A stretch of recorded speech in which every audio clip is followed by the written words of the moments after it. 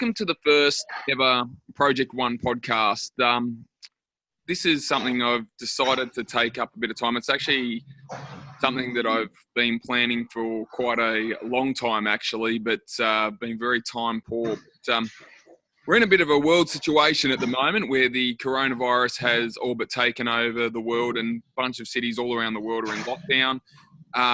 We're not quite in lockdown in Australia yet, but we're kind of in a volunteer lockdown where we're trying to do our best to help out the situation. So there's a bunch of people at home because whereas it's a volunteer lockdown, literally all the pubs and clubs and everything is shut. So there's a lot of people at home, and it gives us a bit of time to do some different projects. So anyway, the idea of the podcast is that everybody's got some kind of story to tell, something that, makes them a bit unique, or just even if everyone has their own story.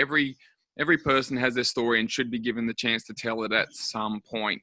So I'm a bit of a facilitator here, and we're not sure how this is going to flow on. My first guest tonight is Mike Edgar. He and I have been doing a rugby league podcast together for the last 5 years. It's called the Green Machine podcast. So I'm sure we'll talk a little bit about that, but more so than anything, I'm just going to get into Mike's life and basically to be open, slather on whatever kind of topic comes up. Mike, thanks for joining me, mate, for this first ever Project One podcast. Honoured to be the first guest, mate. So we're back pretty much where we started at the beginning of 2016 with the Green Machine podcast.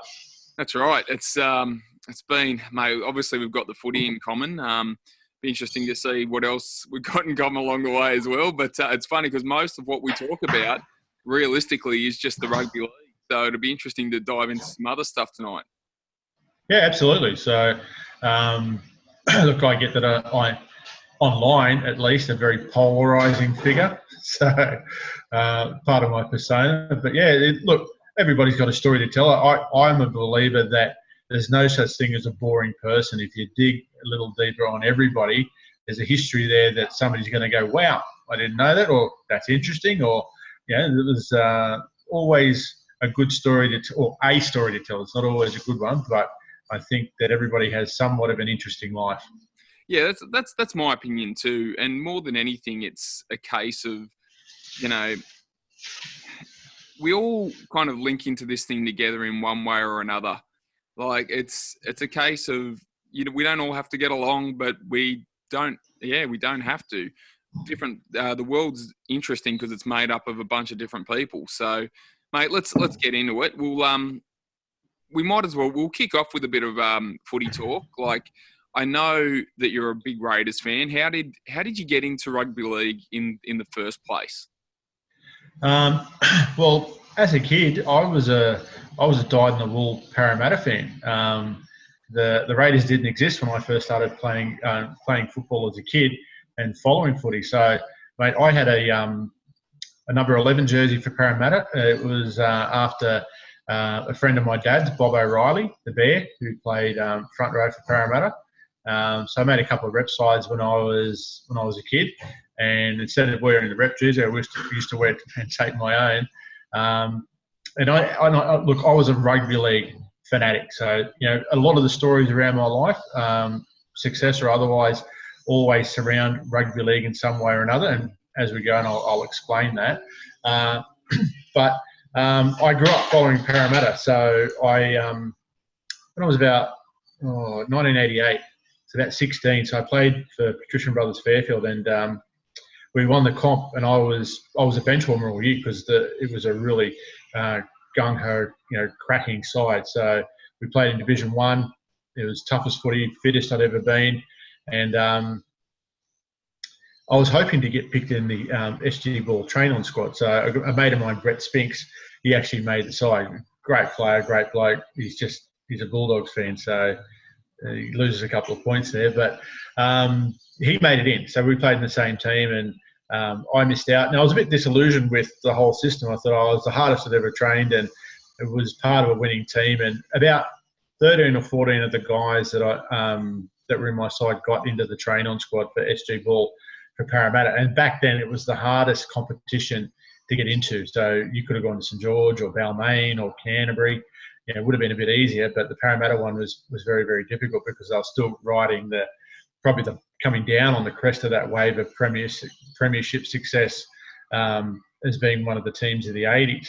And then, you know what? I always say that when you add blue and yellow together, you get green. So the following year, it was the emergence of the Raiders, and the one player that caught my eye above all else was obviously Bradley Clyde. And everybody knows my admiration for the great man, and we obviously did that interview with him a couple of years ago. And just, I'd never seen a forward play like that. So I was always used to the Wayne Pearces and the Ray Prices of the competition. The guys were playing like real stalwarts, but they never had the athletic ability of Brad Clyde to play and hit like a forward and then run like a centre. And he just was just mesmerised. Then, loved watching Ricky's long cut-out passes, and Laurie could hit in defence and run as well. So jumped off the Eels and onto the Raiders, and then just stuck with them through a bit of thick in those first 4 or 5 years. Been a fair bit of thin, and now we're back where we belong. Yeah, that's right. A couple of nice years and good start to this year before the whole comp was put off. But mate, yeah, absolutely. It's interesting. I had a little bit younger than you, but not by that much. Probably had this in the same era. Like, I started going for the Raiders back when I was about 7 years old, after watching them play Manly in the grand final. And it's interesting because I remember I started playing footy in under nines, and we won. No, so we got to the grand final that year. Didn't win it in under nine, but I won like a plaque. You got to choose your own New South Wales Rugby League team plaque, or it would have still been New South Wales Rugby League back at the time. And I got the old Raiders logo one.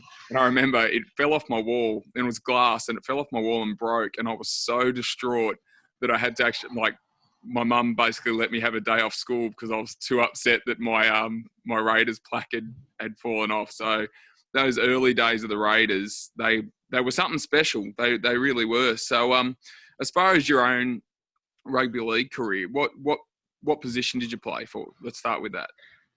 I started off in the front row when I was a kid, and going through my teenage years, and then I shed a bit of weight coming into after I left school. So I started an apprenticeship as an electrician. I was working out at a jail in Windsor, and just digging trenches for 6 months, and all the weight dropped off. So I ended up playing outside centre. So, and as I got to about 21, started running sub 12 for 100 metres. So got fit, got quick, and I was 6'2", about 105 kilos. So I was trying out for a couple of rep sides in the Tertiary Cup, which is all the universities and learning institutions. So tried out for the Australian side for the students for the World Cup in '92, and missed out on that one. So because I was only guy from my club, which was State Rail, so who got the chance to try out.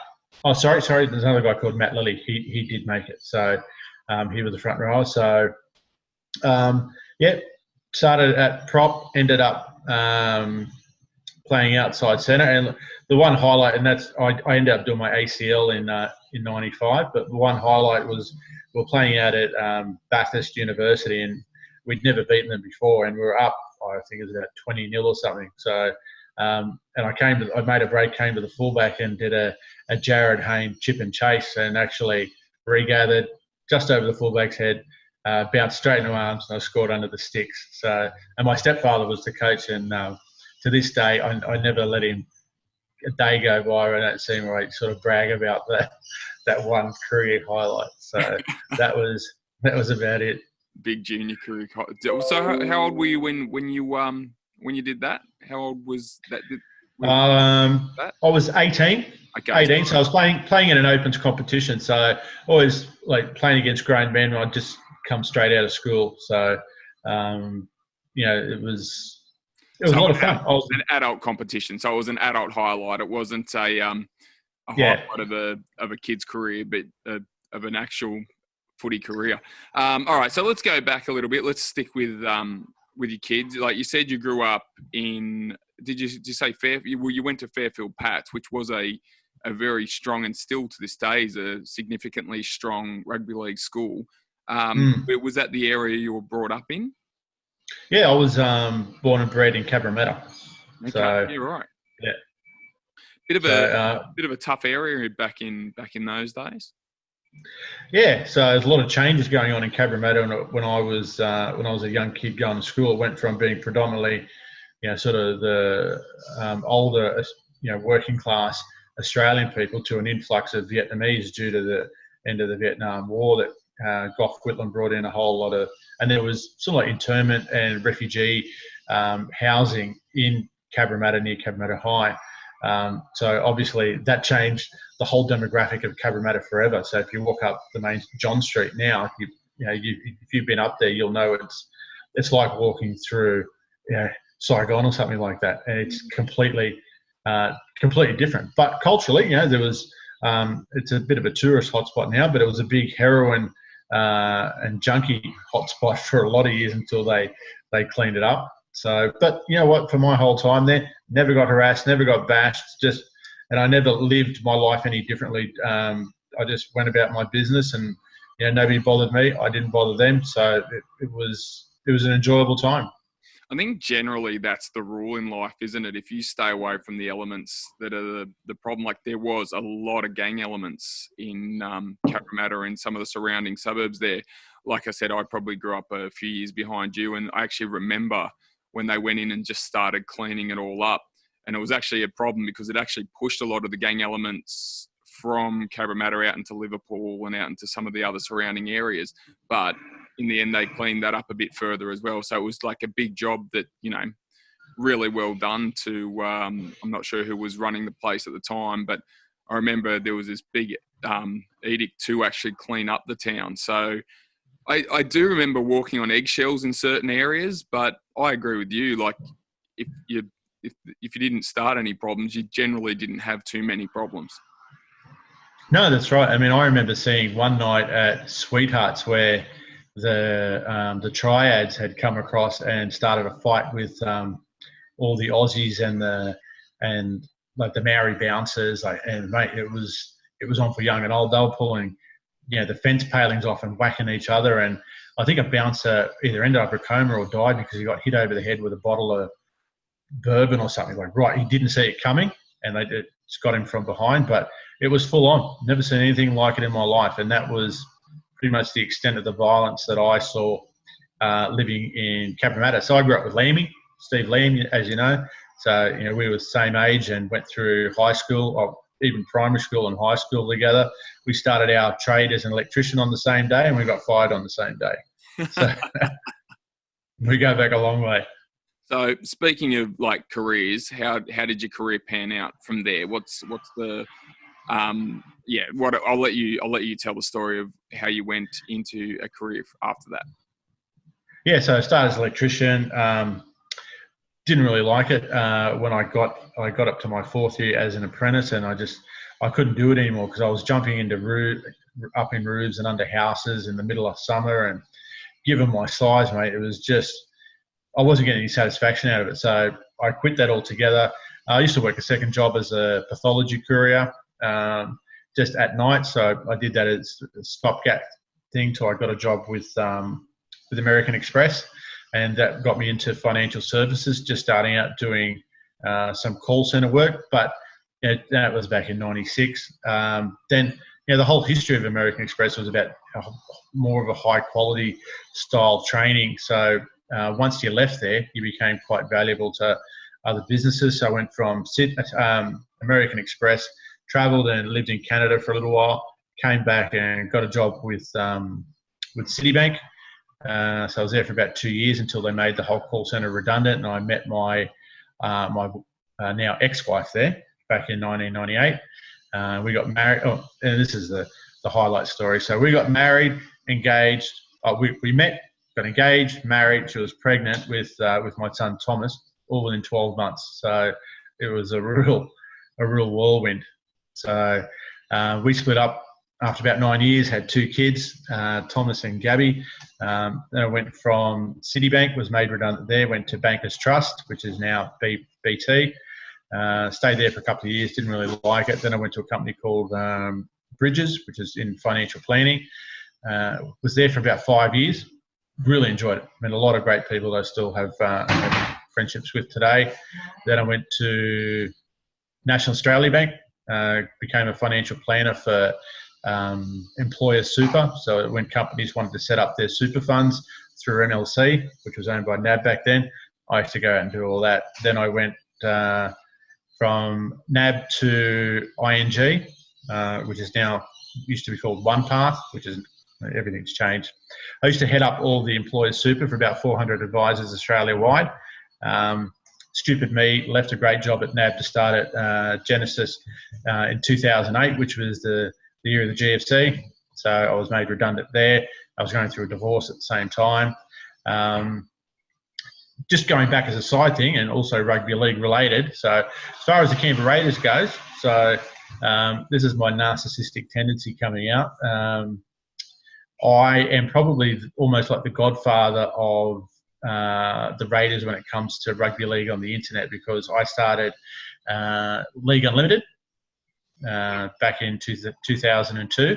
I remember that. Why don't you let everyone know what League Unlimited was? Because League Unlimited was basically the first rugby league forum where fans were basically interacting with each other and really probably opened the channels for what you would see as Twitter and stuff today, whereas all these fans and now players are actually integrating and, talking to each other, and it's really opened up a community in rugby league. Absolutely. So there's a bloke called Steve Williams who was a Dragons fan, and I used to have one of those old 9MSN message boards, and it used to be called Legends World of Sport. And it was all born out of the September 11 attack. So we started a thread just talking about that as it happened, and it just grew and grew and grew. And a lot of people came on board and followed it. And then we said, how about we start our own website? So we started League Unlimited. And the first couple, till about mid-2003, things were a grind. So we started doing live scores on all the games, and then we installed the PHP BB forums, and all of a sudden, it just mid-2003, it exploded, and it just took off. And it was like, oh my God, like we were just sitting there watching the member numbers tick over, and they weren't just people signing up and not being active. These were people who wanted to participate. So the member numbers grew. We brought another bloke called Matt Starkey. He's a great mate of mine. Unfortunately, a Dragons fan. But the forum, we set up a forum for each one of the teams, but we didn't just limit it to that. So we were doing things like NFL, because there were fantasy leagues going on. We started a Four Corners, like a current affairs and political discussion. There was social stuff, there was movies, there was music. So pretty much anything you wanted to talk about with like-minded people on the net, League Unlimited had everything for you, not just your team.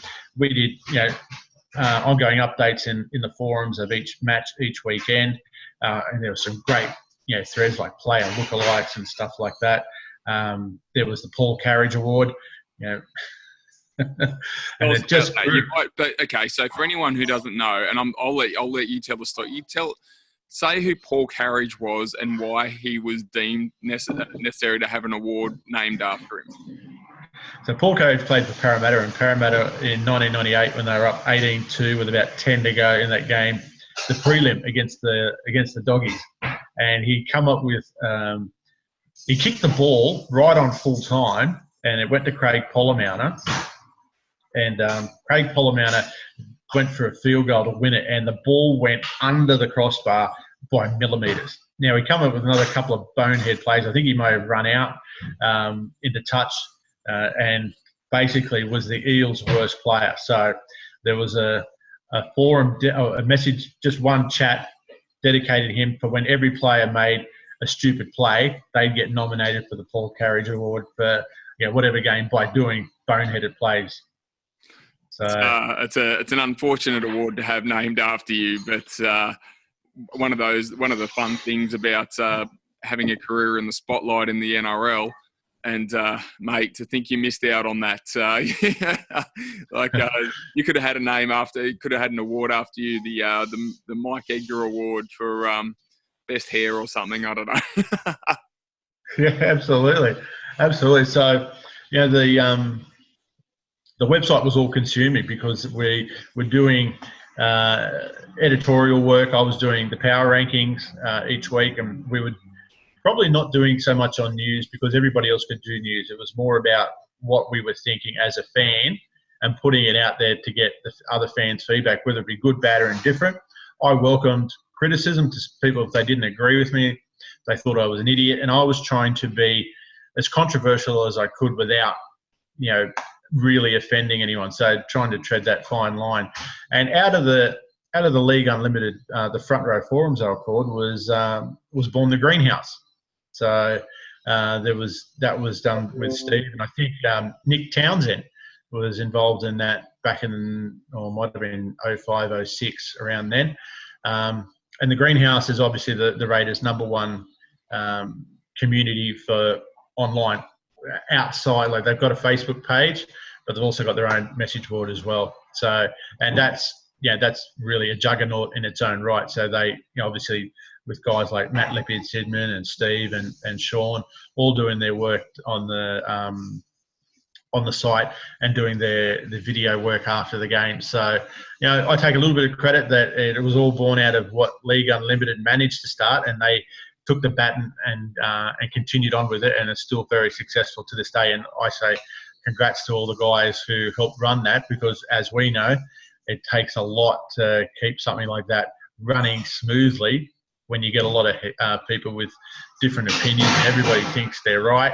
So, and then going back to me, back in 2008, my marriage ended, so I sort of stepped away from League Unlimited for about a year and came back and found that everything had changed. So they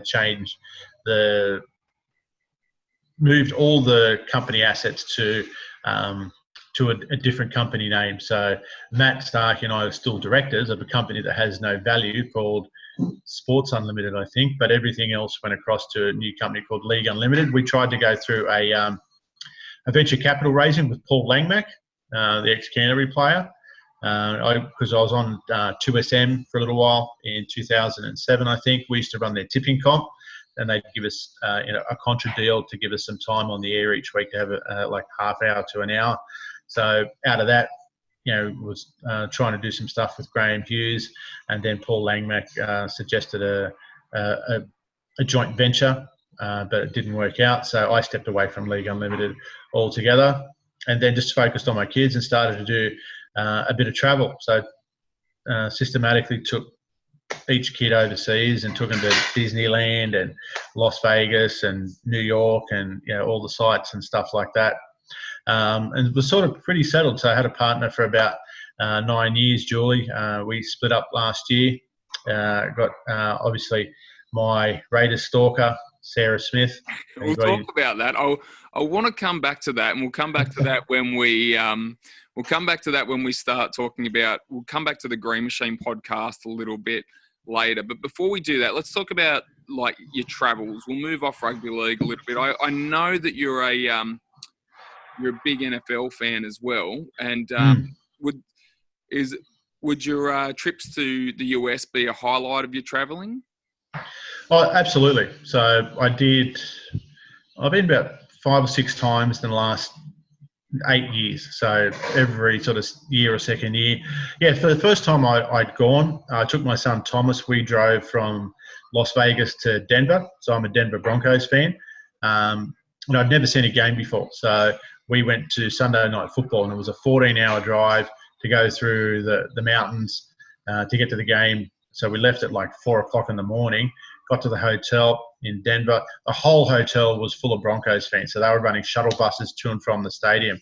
And until you've seen a one-team town where that one team has a 70 or an 80,000 seat stadium. And, it's just a sight to behold. In rugby league, we don't have that. I guess the closest we'd have would be the Broncos in Brisbane, but this is next level watching an NFL team. I was lucky enough to see Peyton Manning and Drew Brees go head-to-head on Sunday Night Football. So they're two, instant Hall of Famers, and the Broncos won. So it was a great experience and a good bonding time for my son and I. So we spent a lot of time together and sort of went up to the Rockies, to one of I think Vale we went to, and just threw the footy around for a day. And then we were supposed to go to New York, but it was flooded when Jonathan Thurston was there for Hurricane Sandy, which hit in 2012. So we couldn't go there. Ended up going to my mate's place over in Richmond, Virginia, and travelled down to Myrtle Beach, which is pretty quiet at that time of year. But just to have a look at what happens and how similar America is to us. And I found California to be very similar to Australia, whereas the East Coast, completely different. So 2 years later, I took my daughter over. She was too young to go the first time.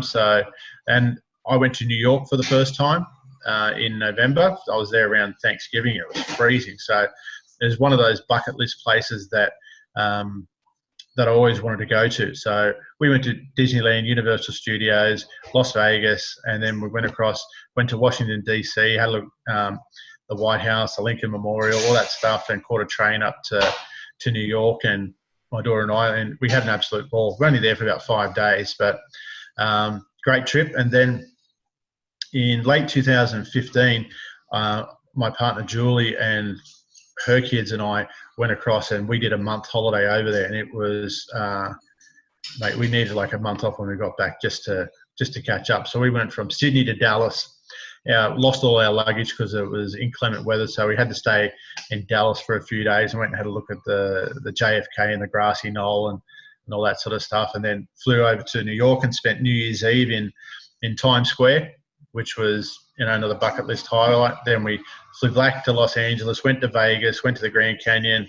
So it was cold, freezing, so there was snow everywhere. Then drove into Denver for a few days, and then went back via St. George in Utah and back through Vegas. And then we did the whole Disneyland, Universal Studios, Santa Monica, Venice Beach thing, so all that, the LA stuff, and then back home. So, and then for Julie's 40th, I took her to the Space Needle in Seattle. So we spent some time up in the Rocky Mountains in Canada and caught up with the guy I used to live with when I was there.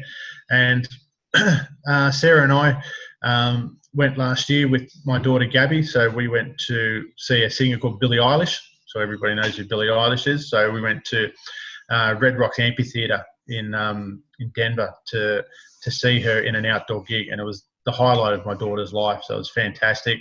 We drove again. So I love driving. So we drove from LA to Denver, spent about a week there, and spent a couple of days in Vegas, and the girls did the zip line thing, and then back to Sydney. So eagerly awaiting the next chance to get over there and potentially drive from Vancouver to Anchorage in Alaska. That's the goal on the next one. Very nice. So look, we'll stick with that travel for a sec.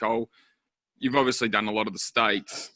Can we narrow it down to your favourite? And it can be in Australia if you want, but can we narrow it down to your favourite spot in the world?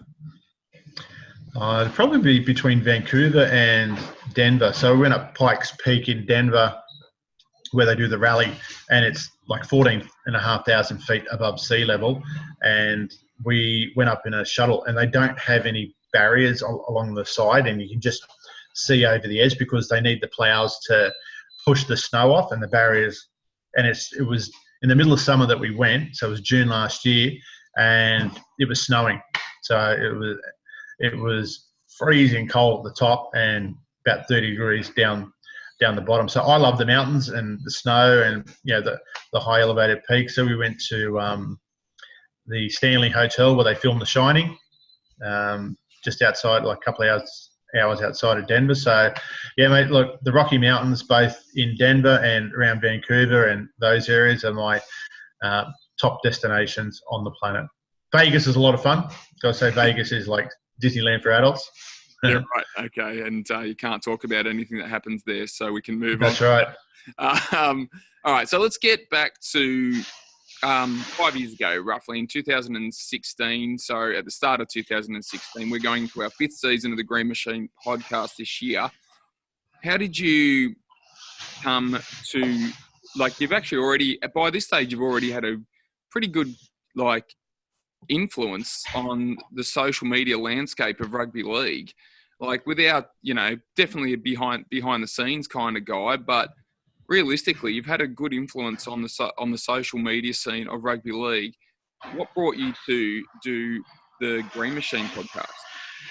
Well, I remember, like, I was, I had a fair bit of spare time. I was traveling a lot, within New South Wales for my job at the time. So, during the week, I was in regional areas as a financial planner, and I was stuck in all these like towns like Tumut. I was down at Cooma, so I used to look after Queanbeyan, all those southern areas, and I had nothing to do at night. And you put the call outs, and Steve Lamb said, "Oh, try Mick. He might be interested in having a crack at it." And I thought, okay, yeah, this is something that could grow into like League Unlimited, have a bit of that snowball effect once you get to a critical mass stage and build up a cult following. And that was the hope of starting it all, that we'd start from scratch and then build it up to a point where it's got credibility. And the only way it's done, you get that, is through hard work and perseverance, and having that good format that we've got about, we do things in a particular way each week, and people are used to it, and you see that you get that social interaction on Facebook. But it was really quite exciting from that nurturing stage at the very beginning, and to then see it grow to where it is today within the confines of obviously the Canberra Raiders online community. But mate, look, it's a bragging point. It's one of those things that you're happy and proud to tell people that you're a part of. Yeah, because it was something that we started, and it really started from nothing. Started from absolutely nothing. I remember our first couple of episodes, we were getting like 20 listens or something, and there wasn't much at all. And then by now we're into, I think one of our more recent episodes had over 1,000 downloads and listens, and it's just great to see it grow. But we've had to add to our team the whole time. We've got producers on it now, and we've got our man JB who does basically all our social media content, which we used to have to take care of as well. And it went from a very, very basic format of two blokes who just wanted to talk about the Raiders to something that actually built up a little bit of notoriety. And it's funny when I know you've had the same situation. Actually, I'll ask you, how often have you kind of been recognised as the guy from the Green Machine podcast, say when you're at a Canberra Raiders game? It really started to blossom last year. I had, I think it was at the Penrith game and also a home game. And obviously we had those late season meet and greets at the Duxton, which were great. Like I really hope that's something we can continue. And I had a couple of people come up and go, "Are you M2?" Like, yep, I am. "Oh, mate, yeah, we love the podcast." And funny thing was, this was 2000 and the first year we'd done it, 2016, 17. I was at a mate's place for New Year's Eve, and one of the guys I went to school with comes up and just starts babbling to me, "Mate, you got to keep giving it to the club. You got to keep giving it to Ricky Stewart. And you get on there, you serve it up to him. I love it. You should be saying this. You should be saying that." I went, "Oh wow!" Like that came from completely out of nowhere and did not expect it at all. So, I've been recognised a couple of times. So I had someone giving me stick today saying I love the sound of my own voice because I'm giving shit to other Raiders fans online, and it's nothing to do with that. Well, maybe a little bit, not much. No, absolutely. And look, so talking about being recognised, you've your current partner found you through the Green Machine podcast. So not only have you used the Green Machine podcast to help the Raiders community, but also to bolster your personal relationship. Yeah, it's been quite the whirlwind with Sarah. So we became friends on Facebook. I think it was even might have been before the podcast started, because last year I went back and had a look, and there was a video that I'd taken of myself on a roller coaster at Disneyland back in early 2016, so maybe a month or two before we started, and there was a like there from one Sarah Smith. I went, I got a stalker. So very proud of himself that he's used it as a personal hookup agency. And Sarah, if you're listening to this, and I know you are because I can kind of see you off in the background, you're too good for him, mate. You're way too good for him. No, I've actually heard that a few times of people saying that I'm punching above my weight, I think was the term. But mate, you never think you think you're the greatest thing since sliced bread. So I don't. You wouldn't think so. Everyone else does, but you don't. You think no, that's right. You think she's she's punching above her weight. Yeah, that's right. So, mate, it's been interesting. Look, we'll probably leave it there. I think that's a really good starting point. We might come back and do a part 2 later in the piece if you're interested in that. But it's interesting that rugby league has obviously played a really big part in your life. Where do you see rugby league going forward from here? And I know we've got like an epidemic a bit on our hands at the moment, but let's kind of you can certainly talk about that and how negatively you think it'll affect rugby league going forward. But saying we get past this, what do you see the future of rugby league in this country, and how can we influence it to make it a bigger and better thing? Oh, look, I think the influence of what the fans are capable of doing, and the interaction of, and I think the Raiders are the most social media savvy and the best club when it comes for the players to interact with the fans, like the adoration, but there's mutual respect between both lots. You see guys like Sia, even the other guys like Jared, Nick Kotrick, all the guys, Johnny, Elliot. You can say that you could walk up to all of them and legitimately shake their hand, and they're not annoyed by your presence. And I think that they actually appreciate what it means that they went from a club that was so hit and miss, and when the Viking clap came in, it was like a unification. But what I see potentially rugby league coming back with only 12 clubs. I think there's about 4 who could potentially go to the wall. If I was to name them, I'd say the Titans, the Warriors, the Sharks, and Manly are the most at risk of not surviving the pandemic. And they were talking to Cam Williams was talking to Peter V'landys on the news, and he wouldn't reveal the balance sheet figure, but they were suggesting around 15 million is all that's left in the bank, and the players are looking at an 87% pay cut. I mean, BJ Leilua was one of the most vocal, saying, I'm not taking a pay cut. Well, if he wants to keep playing the game and having a lifestyle to which he's become accustomed, he's going to have to suck it up. So I think that we could see rationalisation, and maybe if a team like the Titans or the Sharks were relocated, one to Brisbane and one to Perth, then the criteria that would be set would be far more stringent in terms of the clubs being self-sufficient and the NRL not having to continually bailing out poorly run clubs with a lack of governance and ex-players who think they know how to run a club from the business point of view. So that's where I see it all. I think there's potential rationalisation if the season is lost.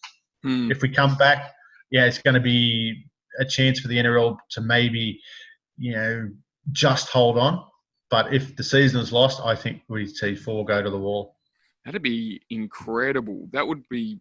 Look, I'll be honest, I think that'd be an absolute tragedy for rugby league, whereas I don't believe that the NRL should be propping up clubs. It really should be the clubs doing it themselves. But, mate, sides like Manly and Cronulla have got such passionate cult following. Like, same as we do. They're like, they've been around a long, long time. I think that'd be absolutely devastating for the game. We'd lose a lot of fans. I think the rugby league would go on, but I think relocation would probably come in first. But anyway, that's something we might actually have a bit more of a discussion on the Green Machine podcast in coming weeks and see what the future of rugby league might mean. That might be an idea for an episode going forward. But for now, this has been the Project One podcast, the first one ever. Thanks, Mike, for coming on, mate. It's much appreciated, letting us into your life a little bit more. It's always nice to have someone open up a bit and someone who likes to talk. So you were the perfect first guest. Mate, look, it's been a pleasure. So obviously I love the social media side of things, and we worked together for a long time and thoroughly enjoy having that interaction with you. So I'm stoked and chuffed to be the number one person to interview. Mate, just remember. And sort of Sarah by proxy. I'll always be Mike 1. You can always be Mike 2. But we're starting again. Mate, thank you again for coming. And till next time. Do I get a shout out? Yeah, like we do on the Green Machine podcast. Yes, you can get a shout out. It's not to Vonnie, or that she should know by now that the affection's there. It's to a gentleman who lives in Rockhampton. We both know him. Now, I've had a few stoushes with him over the week, and his name is Nick Roberts. And all I want to say, Nick, is I forgive you for being such a douchebag, mate. I know you can't help it, but I was expecting a bit of humility from you, going, "Come on, mate, I love you, and we can put all that aside and look at and listen to you. You're still throwing pot shots." Oh, jeez. Well, he gets a shout. I say it this way: he gets a shout out in the first episode, so he can wear that as a badge. This is not how we mend fences. Someone been saying that Mike's never been one to mend fences too easily, but he's always got an opinion and always got something to back it up. Listen to Mike on the Green Machine podcast going forward. We've got some stuff planned, even though we're in a bit of a lull due to the competition being put on hold. But until next time, this has been the Project One podcast, and I'll see you next time.